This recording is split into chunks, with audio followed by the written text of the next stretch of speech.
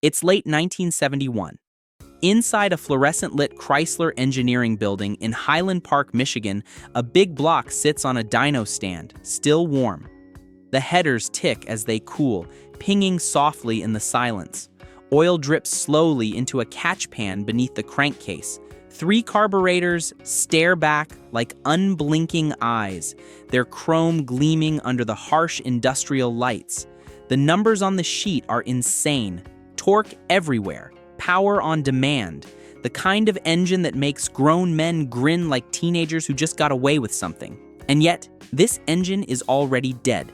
Most people think Dodge killed the 440 six-pack because of emissions, or gas prices, or insurance companies circling muscle cars like vultures. That's the story everyone repeats. That's the story that made it into the magazines and the retrospectives and the car show conversations. But that's not the real reason. What actually happened was messier, more human, and a lot more painful for the engineers who built it. Men who had spent years perfecting something brutal and beautiful were about to watch it disappear without a proper goodbye, because the 440 six-pack wasn't just discontinued, it was quietly sacrificed, and almost nobody knows why. You probably know the legend, the 440 cubic inch Chrysler Big Block, a massive 4.32-inch bore and a 3.75-inch stroke, thick cylinder walls cast from high-quality iron, a deep skirt block that extended below the crankshaft centerline for rigidity, main bearing caps that could handle stresses most engines would never see. It was designed to live at full throttle longer than most engines could survive at half. In standard Magnum form, with a single 4-barrel carburetor and 10.1.1 compression, it already made 375 horsepower and 480 pound-feet of torque. Enough to shred bias-ply tires without trying. Enough to embarrass smaller engines in stoplight encounters. More than enough for most buyers. But in 1969, Dodge and Plymouth weren't interested in enough. They were getting embarrassed. Chevrolet had the L78 and L72 427s making big power with solid lifters and aggressive camshafts. Ford had the 428 Cobra Jet and the 429 Boss and Super Cobra Jet coming fast. GM and Ford were locked in a horsepower war, and every month brought new rumors of something bigger, badder, and faster. And on the street, a single 4-barrel just wasn't winning bench races anymore. The guys at the burger joints and the drag strips wanted something that looked as mean as it performed. Chrysler had the HEMI, sure, but it was expensive, complex, and built in limited numbers. The HEMI cost nearly $800 extra. It required special oil pans, different motor mounts, and dealers who actually knew how to service it. Most regular buyers couldn't afford it. Most dealers didn't want to deal with it. Chrysler needed something brutal, cheaper, and easier to mass produce. Something that could sit in a showroom and sell itself on intimidation alone. So the engineers went old school. They took the 440 and dropped compression slightly, down to around 10.51. Still aggressive by modern standards, but a touch more forgiving on marginal fuel. Then they bolted on an aluminum Edelbrock intake manifold carrying 3 Holley 2-barrel carburetors. Each carb was a 2300 series unit. Center carb was 350 CFM. Outboards were 500 CFM each, 6 Venturis, 6 accelerator pumps, mechanical linkage that opened the center carb first, letting it handle idle and part throttle cruising. Push the throttle past halfway, and the outer 2 slammed open like a bar fight breaking out. Suddenly, the engine was gulping air through 1,250 CFM of carburetor. On a 440, it was glorious overkill. That's where the name came from. Six-pack, or 6-barrel if you were Plymouth and wanted your own identity. On paper, Dodge rated it at 390 horsepower at 4,700 RPM and 490 pound-feet of torque at just 3,200 RPM. Those numbers were lies. Everyone knew it. The factory ratings were deliberately sandbagged to help with insurance classifications and to avoid attracting too much attention from regulators who were already eyeing the industry with suspicion. On engine dynos, healthy six-packs were closer to 430 horsepower. Some pulled even harder. Torque numbers flirted with 500 pound-feet and stayed flat across a massive range. This wasn't a peaky, high RPM engine that needed to be revved to make power. Stomp the throttle at 2,500 RPM, and the car just went sideways. Mash it at 4,000 RPM, and it kept pulling like nothing changed. That was the magic. Effortless, relentless power delivery. In 1969, the 440 six-pack debuted in the A12 Roadrunner and Super B. These weren't ordinary muscle cars, they were stripped-down street weapons. Lightweight cars with fiberglass lift-off hoods featuring giant scoops that actually functioned, feeding cold air directly into those hungry carburetors. Minimal sound deadening kept weight down, no carpet in some cases, 4-speed manual or heavy-duty torque flight automatic. Dana 60 rear ends with 4.10 gear standard. They were monsters built for one purpose, going fast in a straight line. Quarter-mile times landed in the low 13s bone stock. With slicks and headers, high 12s weren't hard to achieve. Some magazine tests saw trap speeds over 110 miles per hour. On street tires, from the factory, with the radio still in the dash and the spare tire still in the trunk. Magazine testers were stunned. They struggled to find adequate language. One wrote that the engine felt like it was barely working. Another said, "The torque arrives like a collapsing building." A third called it the closest thing to a street-legal dragster Detroit has ever built. Buyers lined up, but right away cracks started to form. Not in the block, in everything attached to it. Transmissions failed. The 4-speed Hurst units were tough, but clutches burned under repeated hard launches. Drive shafts twisted under the rotational forces. Rear ends howled and scattered ring and pinion teeth across the pavement when owners got too aggressive. U-joints failed. Wheel studs sheared. Dealerships weren't ready. The service departments had never seen anything quite like this. Warranty claims started stacking up. Parts back-ordered. Customers angry, and Chrysler management noticed. Still, the six-pack spread. In 1970, it went mainstream, available in Chargers, Challengers, Roadrunners, GTX, and Cudas. It became the blue-collar alternative to the HEMI, cheaper by several $100s. Easier to live with day to day, almost as fast, and on the street, sometimes faster. The HEMI was a high RPM screamer. It needed to be revved to come alive. The six-pack hit like a hammer from idle. In the messy, unpredictable world of street racing, instant throttle response mattered more than peak numbers. A six-pack car with a good driver could surprise HEMI owners who expected to walk away from them. But behind the scenes, the engineers were fighting a war on multiple fronts. The first problem was tuning. 3 carburetors sound simple. They're not. The center carb handled idle and cruising. It had its own idle circuits, accelerator pump, and jetting. The outer carbs came in under load, adding their own fuel curves. When everything was perfect, when the float levels matched, and the jetting was right, and the linkage was synchronized, the transition was seamless. One moment you had a docile cruiser, the next you had a monster. When it wasn't perfect, the engine bogged, surged, stumbled, or flooded. Cold starts were finicky. The center carb had to be choked properly or the engine wouldn't catch. Hot starts were worse. Fuel boiled in the lines and bowls. Vapor lock was common on hot summer days. Sometimes the engine just wouldn't restart until it cooled down. Mechanics hated them. Dealers hated them even more. Most dealership technicians were used to single 4 barrels. One carburetor, one set of adjustments, straightforward diagnosis. Suddenly, they were expected to sync 3 separate carburetors, balance airflows across 6 ventures, adjust mechanical linkages with precise measurements, and diagnose problems that only showed up under full throttle. Conditions they couldn't replicate safely in the service bay. Customers complained. Cars came back again and again. Some owners never got their engines to run right. They traded them in, frustrated and disappointed, telling everyone who would listen that the six-pack was unreliable. And that was before emissions entered the picture. By 1970, federal regulations were tightening fast. The Clean Air Act was coming.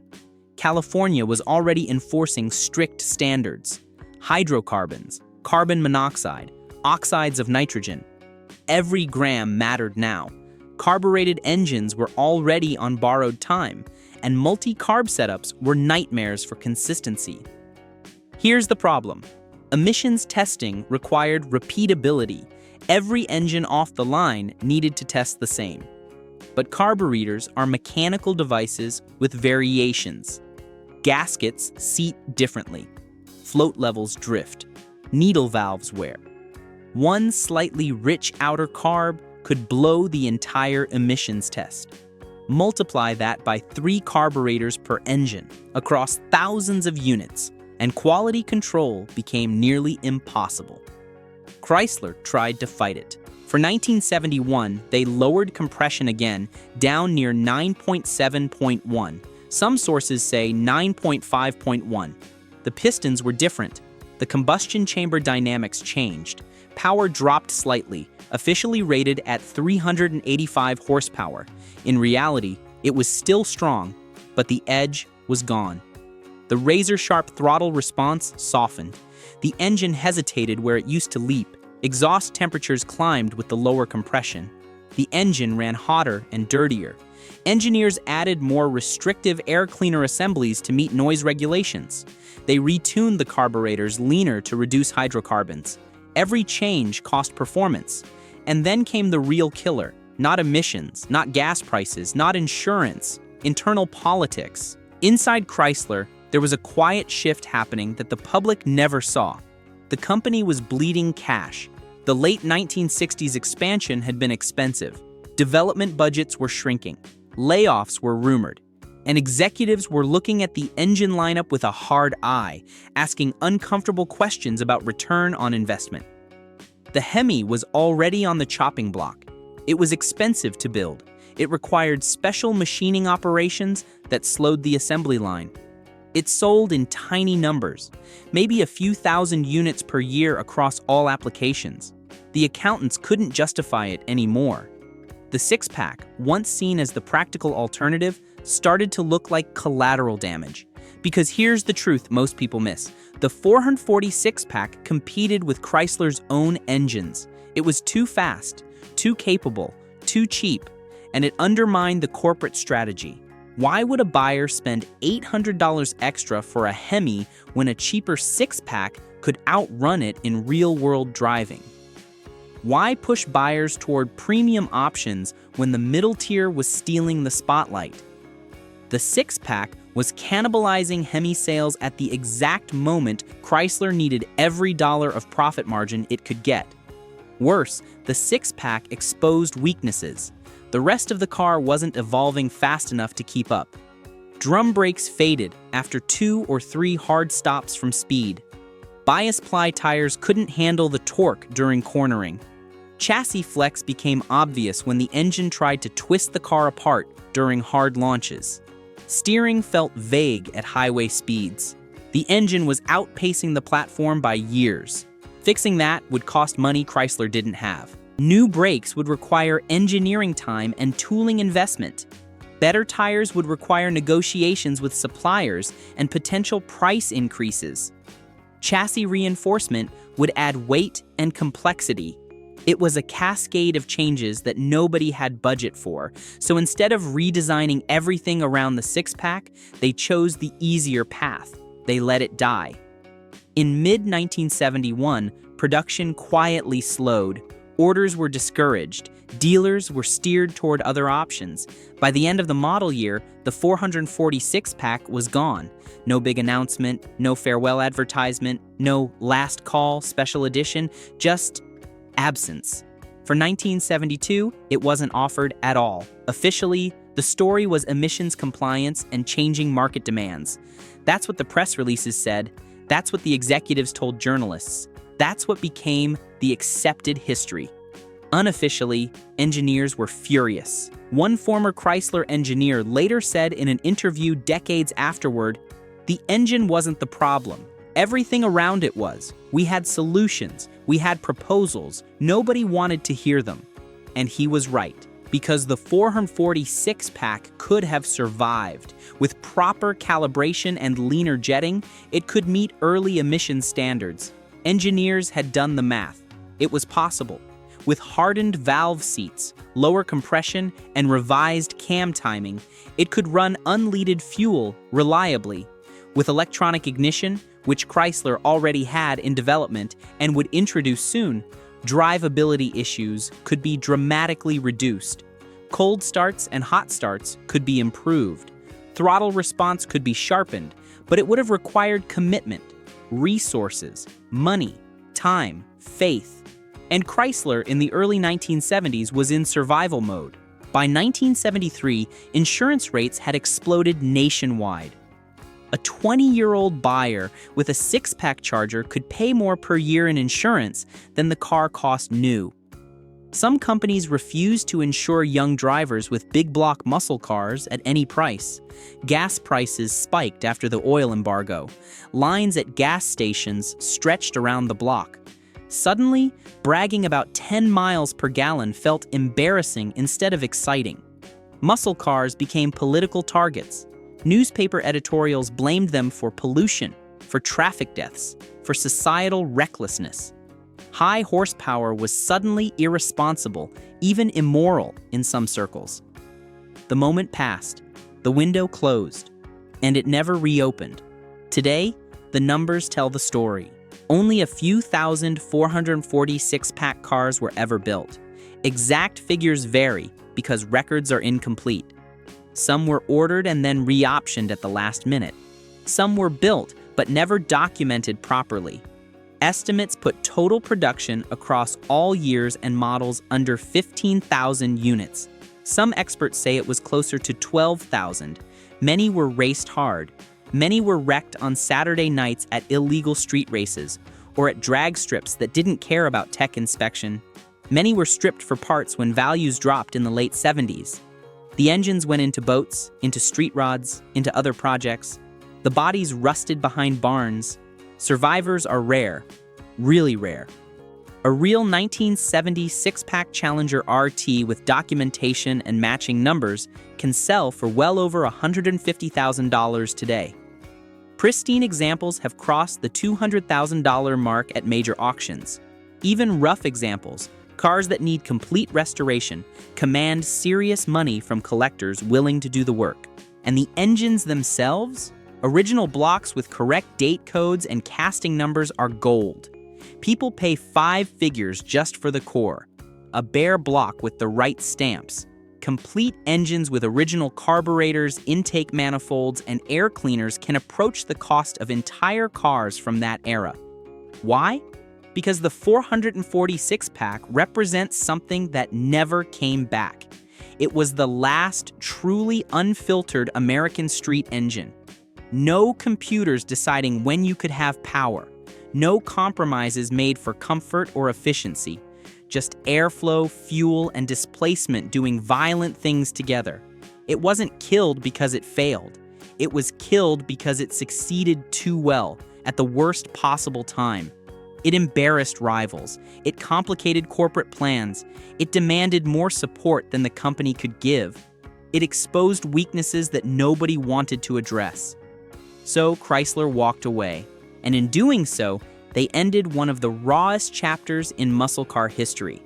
The 446-pack didn't fade out gracefully. It was shut off mid-sentence, and that's the real reason Dodge killed it. If you enjoyed this deep dive into forgotten American muscle history, let me know in the comments what engine or rivalry you want explored next. And make sure you subscribe, because there are still plenty of forgotten stories hiding under old hoods, waiting to be told.